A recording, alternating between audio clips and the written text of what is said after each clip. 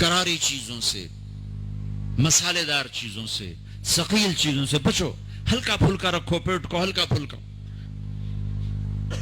تاکہ روزے کا مقصد حاصل ہو کہ جسم پاک ہو، غلاظتوں سے، گندگیوں سے پاک ہو، صاف ہو۔ ہاں، اور اپنے دل کو بھی صاف۔ رمضان میں سب کی بخشش ہو جاتی، سب کی، 4 نہیں بخشے جاتے، 4 آدمی نہیں بخشے جاتے، 4 قسم کے مرد عورت، سب کی بخشش ہو جاتی، سب کی، 4۔ اللہ تعالی ہماری حفاظت فرما لے۔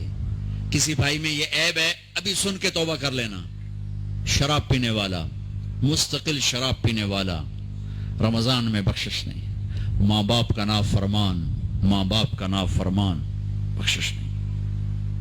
ماں باپ کا نافرمان کے لیے تو میرے نبی نے کہا کہ اللہ ہر گناہ کی سزا موت کے بعد دے گا، ماں باپ کے نافرمان کو یہیں سے شروع کرے گا اور آگے تک لے کے جائے گا، یہاں بھی سزا دے گا اور آگے بھی سزا دے گا۔ صرف ایک گناہ دنیا میں ایسا ہے، کفر شرک کی سزا بھی موت کے بعد، زنا شراب جوے کی سزا سود کی موت کے بعد ہے۔ ایک گناہ ماں باپ کی دل آزاری، دل دکھانا، اللہ یہاں سے یہ سزا شروع کرتا ہے اور آخر تک پہ چلاتا ہے اس کو۔ میرے نبی سے پوچھا گیا یا رسول اللہ قیامت کب آئے گی؟ آپ نے کہا اللہ کو پتہ ہے۔ کہ کوئی نشانی بتائیں؟ کہ جب ماؤں کو ذلیل کیا جائے گا قیامت آ جائے گی۔ ماں باپ کا نافرمان۔ تیسرا کون ہے؟